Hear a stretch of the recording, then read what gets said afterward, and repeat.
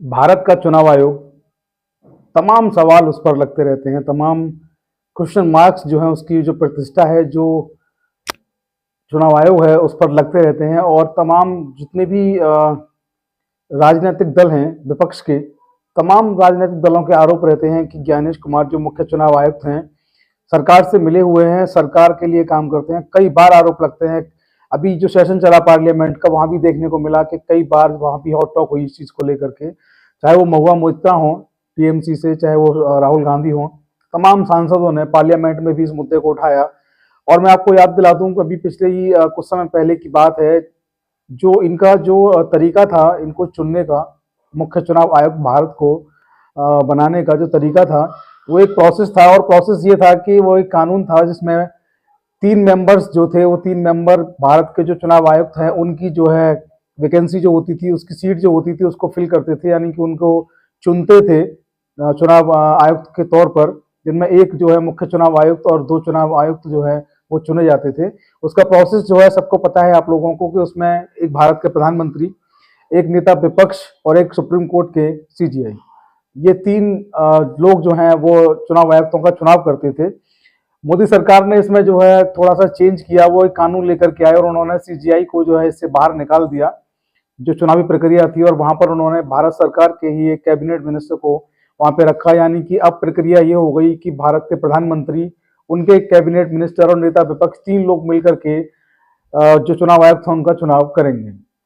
तो तभी से जो है आप देखिए कि किस तरीके से, जब से ज्ञानेश कुमार जो है मुख्य चुनाव आयुक्त बने हैं, इनसे पिछले भी चुनाव आयुक्त थे राजीव कुमार, उनका भी आपने कार्यकाल देखा होगा, तमाम विवाद उनके साथ लगे रहे जब तक वो अपने पद पर बने रहे। इसके बाद ज्ञानेश कुमार जब से सीईसी बने हैं, तब से उनके साथ भी लगातार विवाद जो हैं, लगातार उन पर सवाल उठते हैं, लगातार उनकी जो एक इमेज है उसको जो है जो विपक्ष के जो दल हैं, कांग्रेस हो, टीएमसी हो, तमाम जो राजनीतिक दल हैं, चाहे वो हेमंत सोरेन की सरकार हो, तमाम लोग उन पर सवाल उठाते हैं। और तमाम लोग उन पर जो सवाल उठाते हैं, कई बार ये कहा जाता है उन लोगों के द्वारा कि वो सरकार के लिए काम कर रहे हैं और वो एक पक्षीय जो है कार्रवाई कर रहे हैं, एक पक्ष से वो काम कर रहे हैं। एसआईआर जो है उसकी प्रक्रिया आप लोगों ने पूरे देश में देखी। बंगाल में जिस तरीके से उसका कहेंगे कि विरोध ममता बनर्जी ने किया और सुप्रीम कोर्ट तक वो वहां से आई और सुप्रीम कोर्ट में बहस भी करके गई। तो देखिए कहीं ना कहीं उनकी जो एक कार्यशैली है ज्ञानेश कुमार की, वो कहीं ना कहीं सवालों के घेरे में हमेशा बनी रहती है। और अभी वर्तमान में जो एक जो लेटर जो वायरल हो रहा है, जिस पर कि भाजपा की मोहर लगी हुई है, जी हाँ मैं बात कर रहा हूँ उस पत्र की, जिस पर जो चुनाव आयोग का पत्र है और जिस पर भाजपा की मोहर लगी हुई है, उसको लेकर के जैसे वो लेटर वायरल हुआ है, तमाम राजनीतिक गलियारों में हलचल मच गई है। और उन दावों को, उन उन बातों को, और जो भी आरोप जो है विपक्षी दलों ने लगाए थे सीईसी पर और चुनाव आयोग पर भारत में, उन जो आरोप थे उनको हवा मिली है। और कहीं ना कहीं इस बात में तथ्य भी होता दिखता है कि चुनाव आयोग के लेटर पर आखिर भाजपा की जो मोहर है वो कैसे आ सकती है।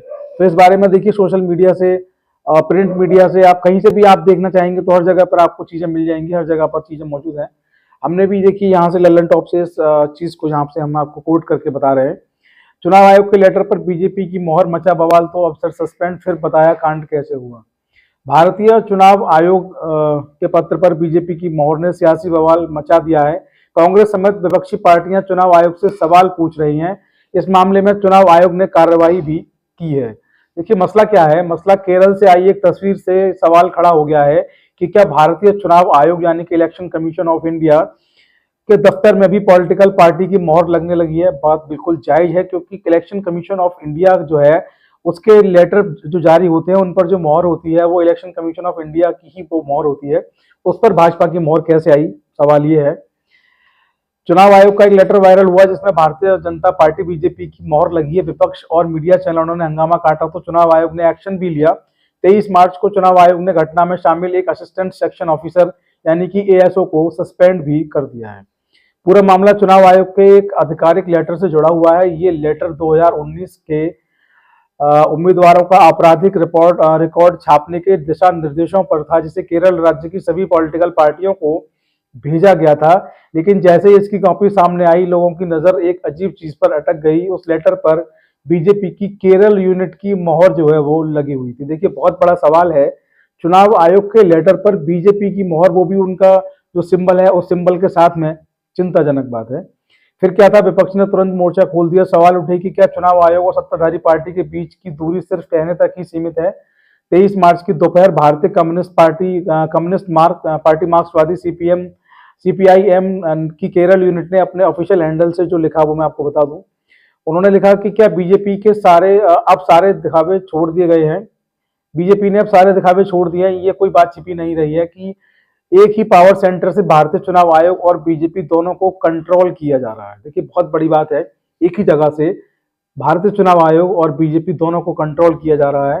फिर भी कम से कम औपचारिक तौर पर दो अलग अलग संस्थाओं की जो मर्यादा है वो तो बनी रहनी चाहिए।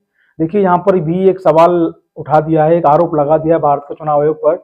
सीधा सीधा कहा यहाँ पर जो मार्क्सवादी पार्टी उन्होंने यहाँ पर आरोप जो लगाया है वो सीधा सीधा है कि बीजेपी और भारत का चुनाव आयोग दोनों एक ही जगह से ऑपरेट हो रहे हैं, लेकिन फिर भी जो एक मर्यादा बचती है बीच की, उसको कम से कम मर्यादा तो बनी रहनी चाहिए। लेकिन अब लगता है कि उसकी जरूरत नहीं है, नहीं समझी जा रही है।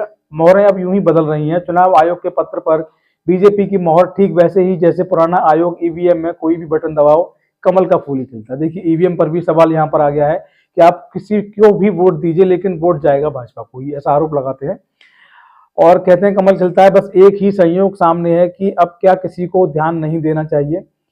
क्या बीजेपी ने अब सारे दिखावे छोड़ दिए हैं?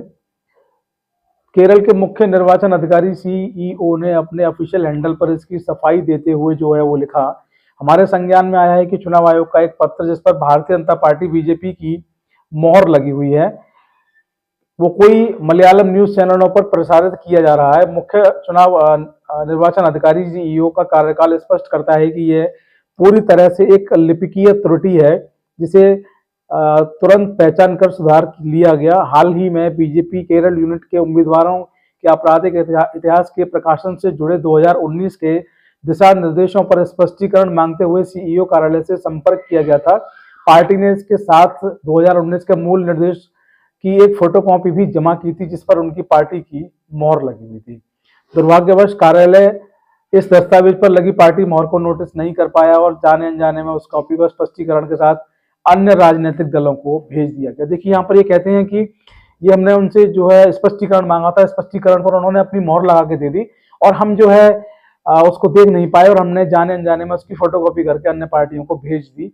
बहुत अच्छा आप आर्गुमेंट कर रहे हैं, बहुत अच्छा बचाव आप ले रहे हैं, लेकिन इतना आसान नहीं है। दूसरी जो राजनीतिक पार्टियां हैं वो भी कुछ समझ रखती हैं और वो भी जो चुनाव आयोग है उसकी छोटी छोटी गलतियों को पकड़ लेती हैं। तो ये तो बहुत बड़ी ब्लेंडर जो कहेंगे इसको, ये तो ब्लेंडर है।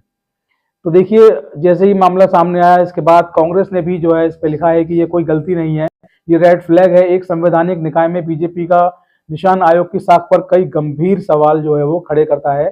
चुनाव आयोग बीजेपी की कठपुतली जैसा व्यवहार क्यों कर रहा है? चुनाव आयोग के आधिकारिक संदेश पर किसी राजनीतिक दल की जो है मोहर कैसे आ गई? इसके लिए कौन जिम्मेदार है? क्या चुनाव आयोग भारत की जनता को इसका स्पष्टीकरण दे सकता है? ये सवाल जो हैं कांग्रेस ने भी इनसे पूछे हैं। इसके अलावा झारखंड मुक्ति मोर्चा ने भी एक्स पर, ट्विटर पर इसको शेयर किया है और वो भी जो है यहाँ पे लिखते हैं कि अगर ये सारी संस्थाएं और एजेंसियां एक महीने में अपना काम ईमानदारी से कर लें तो बीजेपी का चुनावों में खाता ना खोले। देखिए बहुत बड़ा यहाँ पे सवाल कहा है, बहुत बड़ा कमेंट यहाँ पर किया है कि जितनी भी एजेंसियां हैं चुनाव आयोग वगैरह अगर ईमानदारी से अपना काम कर लें तो भाजपा का तो एक भी जगह खाता भी नहीं खुलेगा। देखिए बहुत बड़ा सवाल है। भारत का चुनाव आयोग जिसकी की गरिमा जो है बहुत ज्यादा है, देश का एक मजबूत स्तंभ माना जाता है, जिसके ऊपर बहुत बड़ी जिम्मेदारी होती है। भारत देश में प्रधानमंत्री का कार्यकाल 5 साल का होता है, उनका चुनाव कराना, नए प्रधानमंत्री का चुनाव कराना, भारत को नया प्रधानमंत्री देना भारत का चुनाव आयोग जो है उसकी जिम्मेदारी है। और जब चुनाव आयोग पर ही आरोप लगने लगे कि वो सरकार की बी टीम के रूप में काम कर रहा है, तमाम राजनीतिक दल जो हैं एक्स पर लिख रहे हैं इस चीज को लेकर के, तो कहीं ना कहीं जो भारत का चुनाव आयोग है उसकी साख पर सवालिया निशान तो लगता है। और सबसे बड़ी बात जो है उसमें यह है कि इसकी जो चुनाव की प्रक्रिया है, यानी कि भारत के जो मुख्य चुनाव आयुक्त हैं और चुनाव आयुक्त हैं उनकी जो चुनाव की प्रक्रिया है उसमें से सुप्रीम कोर्ट के सीजीआई को जो है बाहर निकाल करके और सेंट्रल गवर्नमेंट के कहेंगे कि एक कैबिनेट मिनिस्टर को रख लेना, ये भी गंभीर सवाल जो है खड़ा करता है। सही तरीका तो ये जो पहले चल रहा था वही था। खैर सरकार है, सरकार कोई फैसला ले, कोई कानून बनाए तो वो तो लीगल बात हो जाती है, उसमें कुछ कहना यहाँ पर ठीक नहीं होगा। तो आज की वीडियो में इतना ही। आप लोगों को वीडियो अच्छा लगा हो तो आप लोग शेयर करें, फॉरवर्ड करें, सब्सक्राइब करें।